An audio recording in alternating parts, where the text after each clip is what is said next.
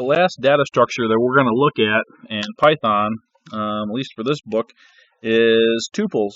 So we have now strings that we can use, integers, floats, dictionaries, lists, and we're going to add to that tuples, which can be used in a variety of ways and to use some neat tricks on. Tuple is a lot like a list, but behaves a little bit differently. It is a list of values. They are ordered, so unlike a dictionary, they do have an order, and they're also immutable, which is different from a list. So lists are mutable, tuples are not, and that is probably one of the significant differences between the two, and we'll talk about what that word immutable means here in just a second. So I'm going to, again, like we've done in the past, go through a number of ways to define a tuple. One way is to just say, I want a tuple, and list out a bunch of things that you want to be in the tuple. And then we can print it. We can try to define a tuple with a single element. But if you do that, it turns out that to define a tuple with a single element, you have to follow it by a comma. Otherwise, it thinks up here that we just want this to be the string s, and we'll see that in just a second when we print out the values here, and we print out the type of tuple 1. And here's where we're going to get into the immutability versus mutability. With a list, you can say, hey, I want the first element in the list to be a q. With a tuple, you can't do that. And that turns out to be useful to have an immutable version of a list, I guess, is one way to put it, because you can't have a list be a keyword for a dictionary, but you can have a tuple be a keyword for a dictionary. So you can't use a list because you can't have keys that change, and lists are mutable. Having repeated myself now many times. Another way to define a tuple is to just put parentheses around the list that you're making. So that looks a little bit like when we use tuples in math, and we talk about like the xy plane, and we give an ordered pair. You can think of that as a tuple. It might give a nice visual cue. So we can print out this tuple. You can do the same kind of slicing that we've done with lists and strings and such. So this should give us the second element in the list and the third element. It doesn't go up to the fourth one, which would be at index 3, because we always go to one less, right? So this should print out two things. And the third way to create a tuple is to start off with an empty tuple, kind of like we did with a dictionary, and then you can add stuff to it using the plus equals. We actually could have done this using lists and dictionaries, but I didn't go over that. So there's another neat trick for those other data structures. So I can add things to the tuple just using the plus equals. Might be also handy to do that kind of thing if you had to build up your tuple inside, say, a for loop. And then we still have the logical condition of testing whether something is in the tuple or not. Okay, so let's run this. And I got an error. So I got an error here on the immutability of tuples. You cannot do this operation. So I'm going to take that out. And we'll run this again. And okay, so we print tuple 1. And it just prints out as that list, actually with parentheses around it. And then we assign s to be tuple 1 and print out tuple 1 and then the type. And it turns out that if you just assign s like this, as I said before, that is of type string. But if we put a comma on the end, then it recognizes, oh, you don't want the string s, you want a tuple, and you want the first element in that tuple to be the string s.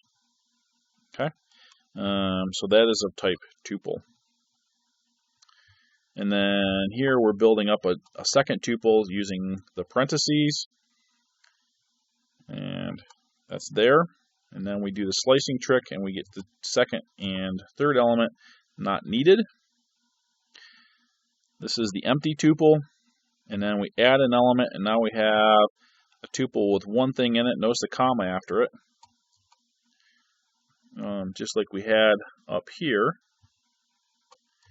and then we add another element, and now we have a tuple with 2 elements, and then we ask is not in tuple 2, and that's up here, and it turns out that it is. So you can do that kind of conditional testing to see if something is in your tuple, just like you can do with a list or a dictionary. There are some neat uses for tuples. So we had talked about how to do a swap, and because we were basically creating a sort program in one of our activities, and when you want to swap 2 variables, then the way you do it is you set up a temp variable, set that equal to the first one, then set the first one equal to the second b, and then you come back and set b equal to the temp variable. It turns out that if you use tuples, you don't have to do that. You can do an assignment statement involving tuples because they are immutable. So I can set AB equal to BA, B comma A, and this will swap the variables. This side is evaluated first, and then you set this side equal to that, and this swaps the variables for you. So in Python, there's a very quick and easy, neat way to do swaps. Here's another neat trick. When you split a string like this, generally that would give you a list, and that list would have 2 things in it, hello and world, split on a blank in between. But you can make that equal to a tuple, and so it could have the H and W split, and H is going to be hello and W will be world. And a similar sort of trick, if you wanted to split up, if you had an input where somebody was putting in an email address and you wanted to check, is this a proper email address, and you could split this on the @ symbol. Look at the username, it comes before the @ symbol. Look at the domain name, it comes after the @ symbol. You could split that again on the period to make sure that there actually is a period in there. You could check to see if there is a period in domain name, that kind of thing. The neat thing here is that you can assign on the left-hand side, it looks like you're assigning this to 2 different things at once, but this is not 2 separate things. That's not the way to think about this. Think about username, comma, domain name as one thing. It's one tuple. Same thing up here with HW. That is one tuple, not 2 different variables, HW, and AB is one tuple. Okay, so let's run tricks with tuples.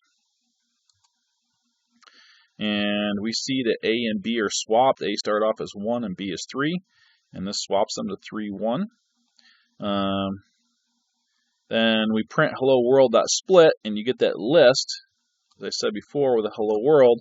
But you can assign that again as a tuple and get the 2 words hello world and separately, which may be useful in some cases.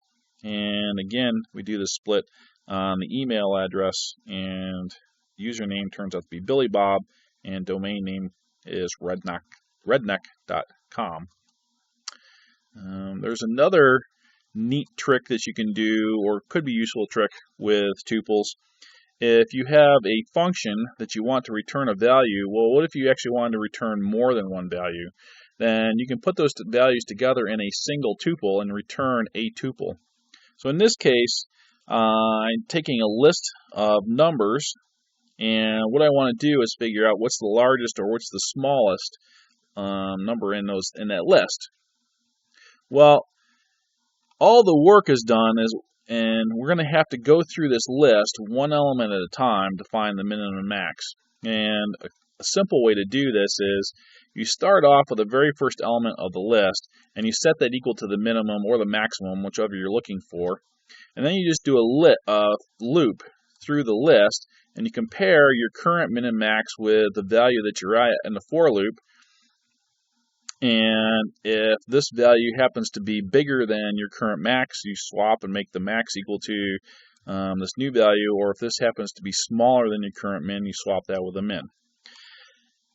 So all the work is in doing a for loop through this list. Now this only has 5 elements in it, so that's not very much work. But you can imagine a list that had, say, 1,000,000 entries in it. Then that's a lot of work for the for loop to do.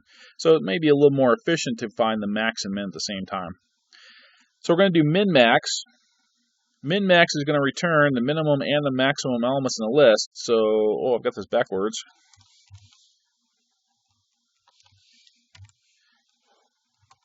I want the capital N to be the maximum. So it's going to return a value that is a tuple.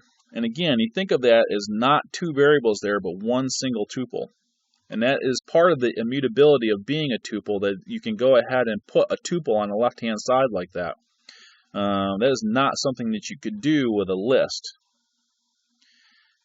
All right, so we call min-max, and as I said, we set max and min to be the beginning values in the list. And this is a little bit inefficient because this is actually going to check the very first element in the list when I do the for I and L, but I was lazy when I wrote this for loop. And then we just check. So we're going to do a loop through all the elements in the list. So it's going to start here 1, or the first element in the list. Max and min are already that, so let's skip over that. And then we'll go to the next element in the list 3, and it checks, is max less than that? Well, max was set to 1 to begin with, so yes, max is less than that. So now we're going to make max equal to 3. Min, on the other hand, is not greater than 3. Min is still 1 at this point. So we go back up the list, we go to 0. And is max less than that? Well, max now is 3. So no, it's not less than 0. But min is 1, and min is greater than 0. So this is a new current min. So we set min equal to 0 now. This element in the list. Then we go to here. And max is just 3 is going to be less than 4, so we set max equal to 4. Min doesn't change, and then the last go through the list, min is 0. That is greater than -1, so we set min equal to -1. And so we should get a max of 4 and a min of -1. So this is just building on the theme here of the idea that we treat tuples as a single thing. It looks like we're using two variables, but we're using one. And because they are immutable, you can put them on the left-hand side of an equal sign, which can turn out to be useful in a lot of cases. So here we were able to return a tuple and set it equal to a tuple. Back here, we're able to do the trick with the swapping and setting this equal to a split command. So tuples have a lot of different uses, and we're going to see more of them as we get into more videos.